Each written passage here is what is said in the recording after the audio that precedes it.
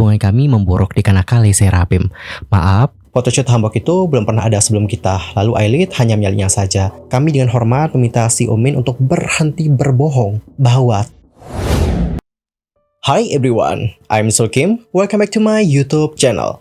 Guys yang lagi nonton, bagaimana nih kabarnya hari ini? Apakah dalam kondisi yang baik aja? Atau mungkin ada di teman-teman yang lagi dalam kondisi nggak baik aja? Entah itu karena lagi sakit, lagi galau, atau lagi banyak banget nih masalahnya. Apapun itu, tetap semangat, don't give up. Well, video ini merupakan part kedua dari pembahasan soal konferensi persnya Min Hee Jin. Di part kedua ini akan ada beberapa hal yang kita bahas, mulai dari masalah isu perdukunan, sampai tentang bagaimana tanggapan Hype Labels atas konferensi persnya Min Hee Jin. Dan Yorobun, langsung aja aku bacakan seperti apa terjemahan konferensi pers part kedua dari Min Hee Jin. By the way, aku ingetin lagi, sumber atau terjemahannya itu aku ambil dari PanKP, yang mana PanKP dapat informasinya dari Naver News. Pada pukul 16.01, sambil terisak-isak, Min Hee Jin mengatakan, "Saya bilang pada mereka, kalian orang-orang aneh. Apakah saya berhutang sesuatu padamu? Saya akan melakukan apa yang harus saya lakukan." Saat tim hubungan investor menyebut saya pencipta terbaik dalam sebuah memo, mereka meminta tim tersebut untuk menyingkirkan yang terbaik. Itu berubah sejak mereka pertama kali mempekerjakanku. Aku tidak ingin berbohong, tetapi dia terus mengatakan kepadaku bahwa tugasnya adalah membimbingku. Kami dulu sering bercanda, tapi sekarang saya ingin bertanya, kenapa mereka ingin mengusirku? Kapan aku pernah meminta BTS untuk wajib militer? Kemudian pada pukul 16.03, Min Hee Jin itu membahas tentang tuduhan baru-baru ini, yang mana dia itu dikaitkan dengan dukun. Oh ya teman-teman, sekedar informasi, sebelumnya Hype Labels itu merilis pernyataan pers yang menuduh Min Hee Jin berunding dengan dukun untuk semua pengambilan keputusannya, menyatakan bahwa perusahaan telah memperoleh catatan percakapan antara Min Hee Jin dan seorang dukun wanita. Hype mengklaim bahwa seorang dukun tua yang dikenal sebagai Ji Yong Nim itu telah meyakinkan Min Hee Jin bahwa hantu kerabat dekat yang lebih muda telah mengambil alih tubuhnya, menyebut Min Hee Jin sebagai Oni. Dan pada tahun 2021, dukun itu mengatakan seperti ini kepada Min Hee Jin, "Bawakan saya perusahaan itu dalam 3 tahun." Dan menambahkan, "Saya akan membantu Oni tepat selama 3 tahun. Anda harus mengakuisisi perusahaan itu pada tahun itu. 3 tahun, semuanya harus diurus dalam 3 tahun. Disebutkan juga bahwa Min Hee Jin menemui dukun untuk urusan lain seperti perekrutan karyawan baru dan restrukturisasi personal perusahaan, memberikan informasi pribadi tentang semua karyawan potensial saat ini kepada dukun tanpa izin hukum. Salah satu calon karyawan, kita sebut saja sebagai Park, secara pribadi direkomendasikan oleh dukun dan kemudian dipekerjakan sebagai rekrutan khusus oleh wakil presiden Ador. Sebagian besar calon karyawan yang disetujui oleh dukun telah dipekerjakan dan beberapa saat ini bekerja di Ador." Sementara itu, log percakapan menunjukkan bahwa Min Hee Jin telah mengenal Ji Yong Nim, seorang dukun yang beroperasi di bawah layanan perdukunan yang berlokasi di Gangnam sejak sebelum tahun 2017.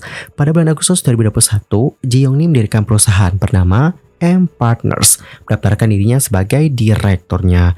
Perusahaan jasa lain yang juga dimiliki oleh Ji Yong Nim bernama M Consulting, sebelumnya meminta pembayaran dari Ador untuk layanan pembersihan yang diberikan ke studio pribadi Min Hee Jin.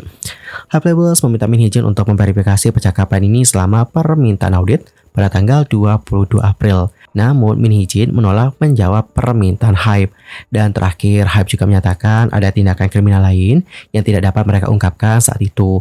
Dan mereka terus menemukan masalah yang lebih serius yang membuat Hype tidak mungkin terus mempercayakan Min Hee Jin dengan manajemen Ador untuk saat ini. Namun Min Hee Jin menolak nih untuk terus menerima tuntutan Hype untuk pengunduran dirinya, menyebabkan masalah serius dalam melanjutkan manajemen Ador secara normal.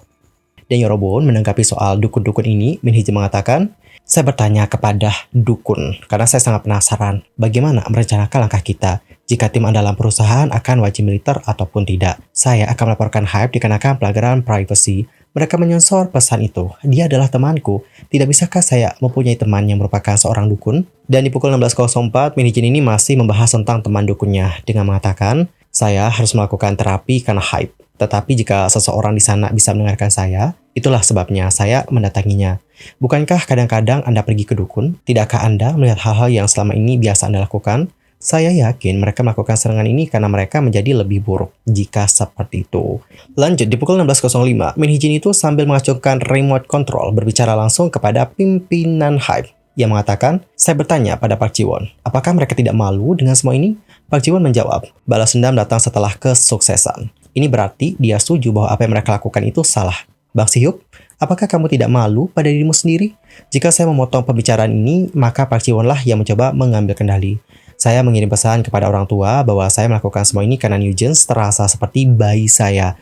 Mereka benar-benar menelpon saya dan menangis di malam hari dan memberitahu saya bahwa mereka merasa sangat kasihan pada saya. Min Hee-jin sambil terisak menelusuri lebih banyak pesan teks di layar dengan mengatakan, seorang ibu dari salah satu anggota menelpon saya dan mengatakan bahwa saya harus menceritakan kisah saya karena saya sedang jadi sorotan utama. Mereka tahu bahwa Hype mencoba menjadikan saya sebagai kambing hitam dan Story Music sebagai korban. Saya tidak akan membuat laporan internal jika ini soal uang. Saya bisa menghasilkan 100 miliar won tanpa melakukan semua ini. Saya melakukan ini dikarenakan saya harus angkat bicara. Mengapa saya tidak bisa dilindungi? Mengapa saya harus dimanfaatkan oleh Park Ji-won, oleh Bang Si-hyuk?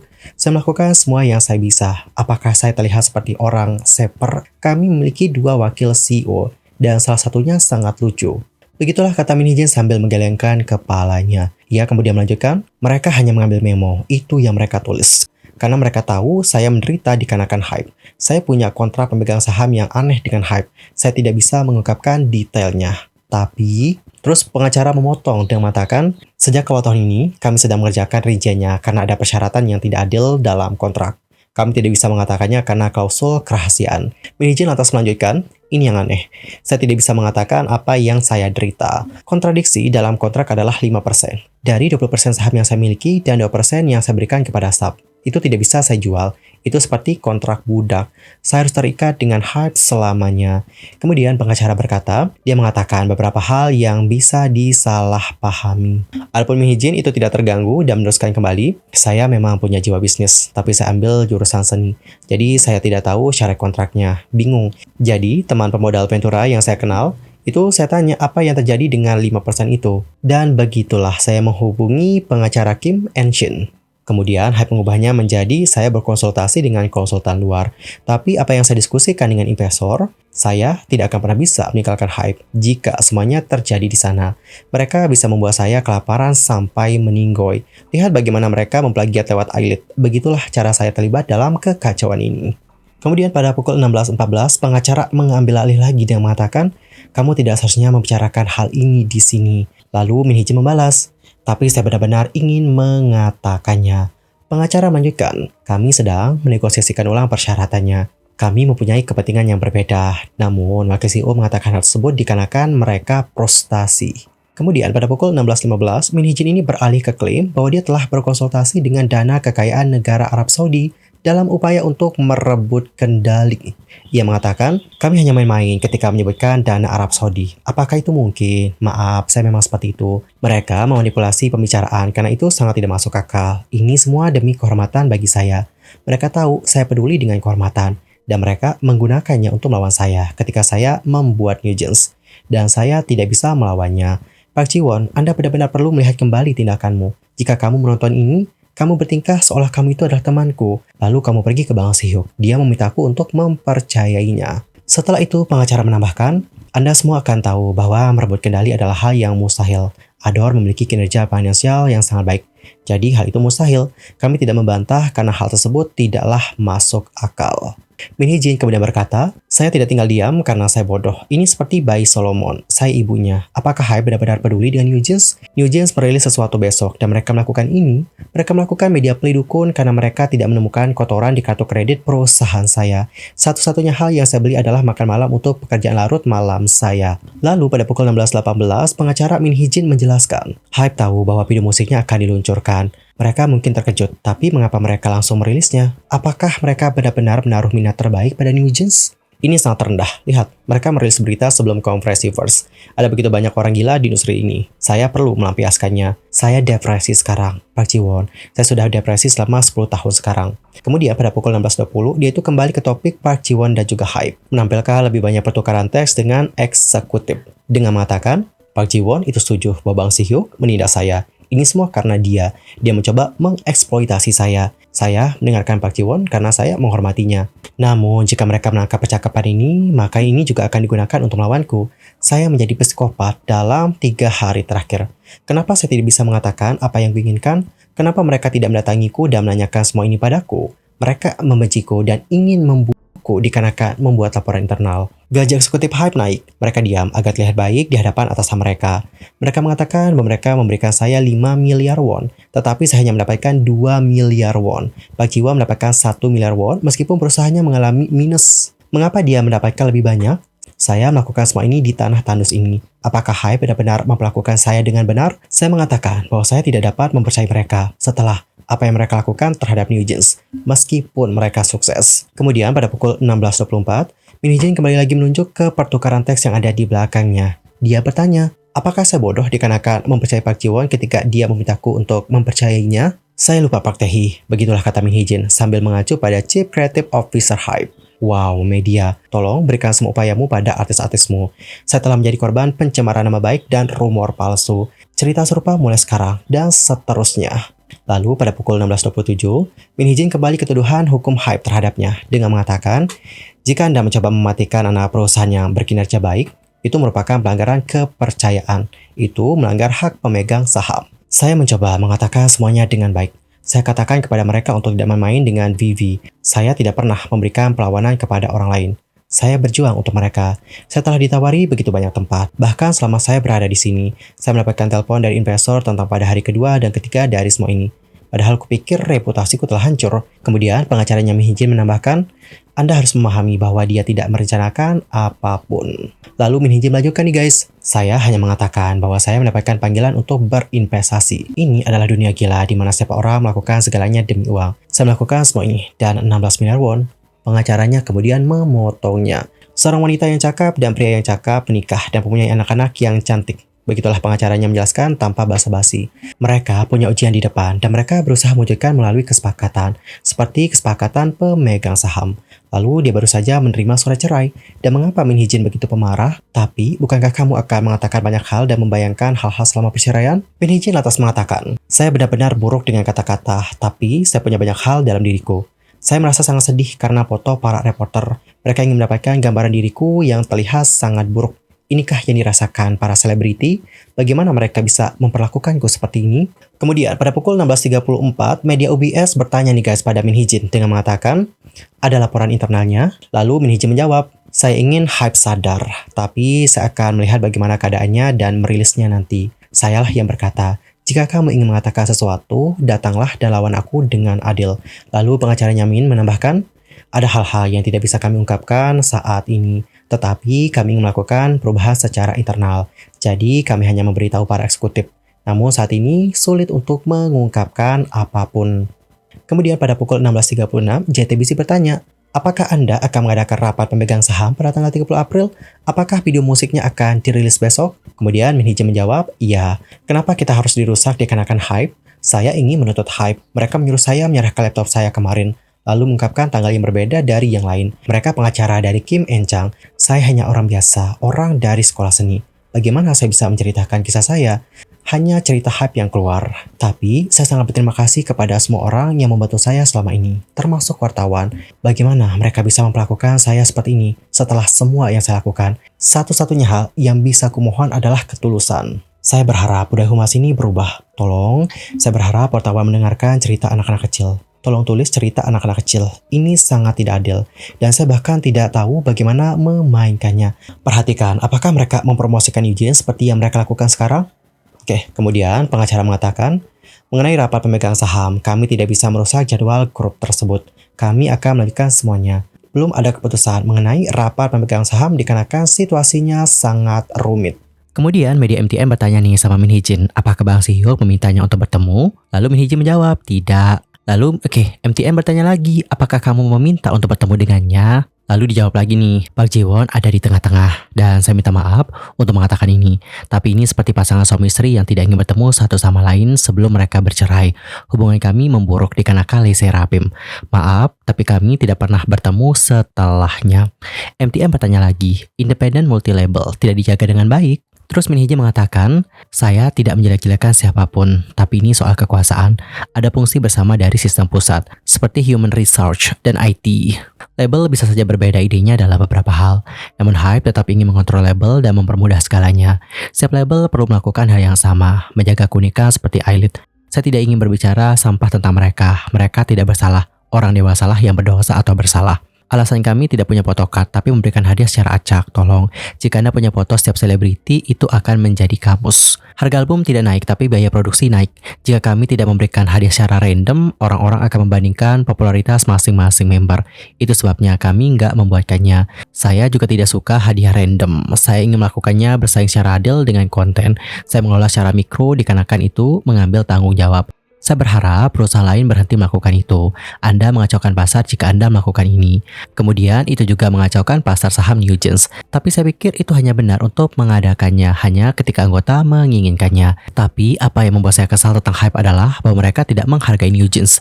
Itu bertentangan dengan etika dan mereka bahkan tidak menghormati konsumen. Kemudian omelan Mihijin berlanjut nih guys. Saya tahu saya terlihat gila. Saya tidak bertingkah anggun, tapi hatiku lembut. Itu sebabnya saya bersumpah serapah mengatakan semua ini. Tidak ada orang sepertiku di industri ini. Hanya orang yang menghasilkan uang dan menghasilkan lebih banyak uang. Tapi saya berharap orang-orang dengan ideologi tertentu akan memimpin industri ini, bukan hanya orang-orang yang tergila-gila menghasilkan uang. Lanjut, by the way ini masih dalam sesi tanya ya teman-teman. Dan di sini ada juga media Yonhap yang bertanya nih sama Mihijin dengan mengatakan, apa tanggapan Anda terhadap permintaan hype agar Anda mundur? Dan bagaimana kabar para anggota Newgens? Menjawab hal ini, Mihijin mengatakan, sulit sekali. Newgens dan saya punya sesuatu yang lebih dari apa yang kalian tahu.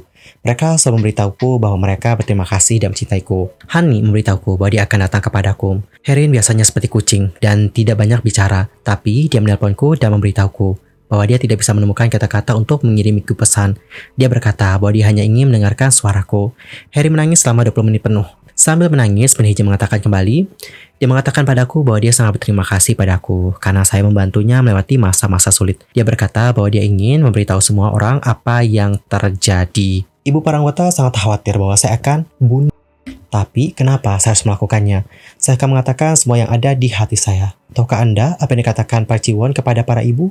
Dia mengatakan bahwa dia tidak akan berbicara dengan mereka, hanya kepada Ador. Saya tidak peduli apakah mereka menuntut saya dikenakan pencemaran nama baik. Lanjut, pada pukul 16.52, Minhijin ditanya kembali nih guys, apa yang akan terjadi di masa depan? Terus Minhijin menjawab, sulit bagi kita untuk pergi bersama, tapi saya tidak tertarik untuk mengambil kendali hype. Bukan usaha saya untuk mengambil Newgens. Bagaimana mereka bisa melakukan ini padaku dengan konsep Tokyo Dome yang akan datang? Kami punya rencana sampai akhir tahun, dan hype bersikap seolah tidak peduli. Karena Newgens tidak punya rencana apapun tanpa saya, dan dia bertindak seolah-olah dia tidak peduli. Kemudian, Minhijin juga ditanya nih guys tentang apakah dia berencana memutuskan kontraknya dengan hype. Mengenai hal tersebut, Minhijin menjawab, tidak sama sekali. Bagaimana Anda bisa menanyakan hal itu kepada saya? Alasan saya maju hari ini adalah dikarenakan konten Newgens akan dirilis besok. Saya tahu jika saya tidak mengatakan apapun hari ini, maka orang-orang akan membicarakan hal buruk tentang mereka besok. Pada pukul 16.55, Minhijin kembali ditanya tentang apa sih maksud dengan proyek 1945. Kemudian pengacaranya menjawab, itu bukan percakapan, itu hanya sebuah memo pribadi dari wakil CEO. Kemudian Minhijin menyela, mereka mendatangi saya dan menangis kemarin. Mereka mengira saya akan mundur setelah rapat pengacara sehari sebelumnya. YTN kemudian bertanya, apakah kamu akan mundur? Bagaimana sistem multi-label hype bekerja nantinya? Minhijin kemudian mengatakan, Bang Se-hyuk harus menjauhkan diri dari label. Bukan berarti dia tidak mampu. Big Hit, Pledis, dan juga Somu diproduksi oleh Bang Se-hyuk. Jika seorang ketua terlibat, maka orang-orang akan menjilat Anda. Label lain melakukan hal yang aneh agar terlihat bagus. Itu hanya sifat manusia. Satu-satunya cara untuk mencegah hal ini adalah jika orang-orang top menjauh. Jika mereka terlibat, Anda tentu saja akan membicarakan siapa yang difavoritkan dan siapa yang tidak. Apakah Anda bercanda? Anda harus berhenti membuat album agar ramah lingkungan. Tata kelola memerlukan mind map yang tepat. Pemilik seharusnya mencegah munculnya peniru, bukan mendorong mereka. Mengapa mereka melakukan ini dalam tim yang sama? Ini bukan tentang menghormati hak kreatif. Mengapa Anda menyalinnya? Poster untuk Newgens Eyelid itu benar-benar sama. Photoshoot hanbok itu belum pernah ada sebelum kita, lalu Eyelid hanya menyalinya saja. Anda tidak dapat membedakannya. Niat ini sangat tidak murni. Mereka memulai debut di fashion show dengan acara Chanel. Hype tidak pernah memberikan brand itu untuk kami. Pengiklan mendatangi kami. Saya ingin meminta maaf dikarenakan mengkhawatirkan mereka. Tapi bagaimanapun, kami debut dengan Chanel, tapi itu bukan niat kami. Itu kebetulan terjadi sebelum acara TV, dan saya pikir itu mungkin hal baru. Lalu Eyelid itu melakukannya dengan brand fashion Acne Studio, dan mereka hanya mengambil formulanya. Bukankah ini murni kesengajaan? Mengapa Anda meniru koreografi kami? Saya bertanya kepada mereka, dan mereka tidak menjawab kami. Koreografer kami sangat kesal. Adalah salah jika tidak mengatakan apapun. Mereka juga merusak Eyelid. By the way, sebelum kita lanjut ya, aku pengen nanya sama kalian, apakah dari photoshoot hanbok sama koreografi dari Ailit menurut kalian ada mirip nggak dengan Newjeans? Entah sampaikan ya, bagaimana pandangan dari kalian sebagai netizen atas hal yang satu ini. Dan lanjut, pada pukul 17.04, Min Hee Jin juga ditanya apakah dia mengundurkan diri. Kemudian Min Hee Jin menjawab, saya tidak tahu. Pertanyaan berlanjut nih guys, apakah kamu ingin tetap di hype? Lalu Min Hee Jin menjawab, yang saya pedulikan hanyalah Newjeans. Saya tidak punya niat untuk mengambil alih perusahaan itu. Saya bahkan tidak peduli jika perusahaan itu dimiliki oleh orang lain. Yang saya minta hanyalah mereka meninggalkan kita sendiri. Dan ditanya apakah dia sedang dalam pembicaraan untuk memperbaiki kontraknya dengan hype? CEO dari Adore itu menjawab, iya awalnya. Lalu ini terjadi. Lalu ada media segi Ilbo nih guys yang menanyakan, jika Bang Si-hyuk ingin berbicara, apakah kamu bersedia melakukannya? Min Hee Jin menjawab, ya, tapi mereka tidak pernah melakukannya. Jika mereka memintaku bicara, aku akan melakukannya. Saya akan melakukannya demi Newjeans. Min Hee Jin sebagai kesimpulan mengatakan, saya berterima kasih kepada para wartawan. Saya tidak mencoba untuk mengatakan bahwa saya adalah orang yang benar. Saya hanya ingin mengatakan sesuatu secara terus terang. Ini benar-benar bukan tentang uang. Saya tidak menganggap enteng hal ini. Apa yang harus dilakukan untuk mendorong seseorang untuk melakukan ini? Bayangkan, diri Anda terikat pada satu perusahaan selamanya. Bukankah itu akan membuat Anda tercekik? Anda memikirkan cara untuk membebaskan diri. Berbicara di antara kami di Kakao dan juga memo yang kami tulis di antaranya. Hubungan kami buruk, tapi saya melihat apa yang terjadi dengan 50-50. Saya tidak bodoh. Jika Park Jae-won dan juga Bang Si-hyuk berkata, mengapa? Apakah kamu melakukan ini? Lalu saya bicara, tapi saya harus mengajukan laporan internal dikarenakan mereka tidak pernah mendengarkan kami. Kemudian pengacara mengatakan, kami menerima surat dari Hype untuk mengadakan rapat pemegang saham. Kami terkejut bahwa upaya perebutan manajemen menjadi berita. Karena tidak mungkin jika sebuah perusahaan memiliki 80% saham. Saya membuat analogi perceraian nih, tetapi mereka membuat kerangka dari hal-hal yang sangat pribadi yang dikatakan dalam pertarungan perceraian. Min Hee Jin kemudian melanjutkan, saya mengatakan banyak hal di sana-sini dan wakil CEO adalah orang yang lucu. Jika Anda mengenal kami, maka percakapan tersebut akan sangat masuk akal. Saya hanya ingin bertanya kepada Hype, mengapa mereka menjadikan segalanya sebagai masalah? Mengapa mereka menjadikan ini masalah besar? Mengapa mereka tidak berbicara dengan saya terlebih dahulu tentang ini? Mengapa mereka mendorongku ke laporan internal ini? Pengacara Lee kemudian melanjutkan, tidak ada upaya sama sekali untuk mengambil alih perusahaan. Hanya ketika rencana yang sangat spesifik dan solid dibuat dan dapat dilaksanakan, barulah hal itu menjadi kejahatan. Adapun untuk Min Hee Jin mengatakan, bagi saya ini tuh bukan soal uang. Saya tidak bisa berkata apa-apa lagi dikarenakan ini ada hubungannya dengan kontrak. Salah satu pengacara kemudian melanjutkan, kami sudah bilang kepada Anda bahwa kami sedang menegosiasikan ulang masalah kontrak. Namun masalah Ailit memperburuk keadaan. Kami memintanya untuk tidak membuat laporan internal dikarenakan akan memperburuk hubungan mereka. Mereka melanjutkannya dikarenakan dia mengatakan bahwa dia ingin memperbaiki keadaan. Well, Eurobond, jadi seperti itulah bagaimana isi konferensi pers part kedua dari Min Hee Jin. Dan untuk masalah kesimpulan, tadi kan sudah disampaikan ya oleh pengacara dan juga Min Hee Jin. Yang dapat aku tangkap adalah baik pengacara dan juga Min Hee Jin itu mengatakan bahwa mereka itu membantah untuk mengambil alih manajemen Adore ini. Atau untuk menguasai Adore dan juga melepaskan diri dari Hype. Karena menurut mereka ini tuh hal yang gak masuk akal teman-teman. Dengan Min Hee Jin dan juga eksekutifnya yang punya 20%, sedangkan Hype itu 80%. Jadi ini impossible. Selain itu, Min Hee Jin juga katanya akan bertahan demi Newjeans. Dan Eurobond, sekarang aku akan bacakan seperti apa tanggapan dari Hype Labels atas hal yang satu ini. Dalam statementnya, Hype mengatakan, ini adalah pemberitahuan dari Hype. Mengenai apa yang diklaim oleh CEO Min Hee Jin pada konferensi pers hari ini, ada banyak hal yang jauh dari kebenaran, sehingga sulit untuk membahasnya satu persatu. CEO Min memutarbalikkan informasi tersebut, fakta dengan mengubah garis waktu dan menampilkan cara interpretasinya yang terdistorsi di hadapan publik. Kami dapat menyangkal semua klaim yang memiliki bukti. Namun kami telah memutuskan untuk tidak menyebutkannya satu persatu, karena tidak layak untuk ditanggapi. Akan dengan rajin berkomentar tentang fakta yang harus dinyatakan dengan jelas dalam istilah bisnis sebagai tanggapan atas pertanyaan dari media. Kami dengan hormat meminta CEO Min untuk berhenti berbohong bahwa tidak ada tawaran untuk berdialog dan bahwa tidak ada tanggapan email balasannya. Aset informasi seperti yang diminta dan segera menanggapi audit tersebut. Kami mendesaknya untuk segera mengundurkan diri demi manajemen Adore yang tepat, karena dia telah membuktikan dirinya tidak layak untuk memimpin manajemen.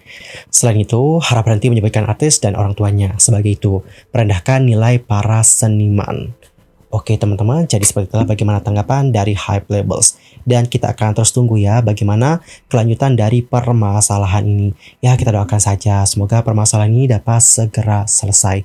Anyway, cukup sekian ya guys untuk hari ini. I'm Sokim Bami dan aku juga mohon maaf nih jika ada kesalahan. Baik itu dalam ucapan, sikap, tindakan, dan sebagainya, I'm so sorry banget. Dan mungkin ada hal yang harus dikoreksi, entar koreksi ya guys di kolom komentar. Sampai jumpa dan selamat beraktivitas. Goodbye everyone.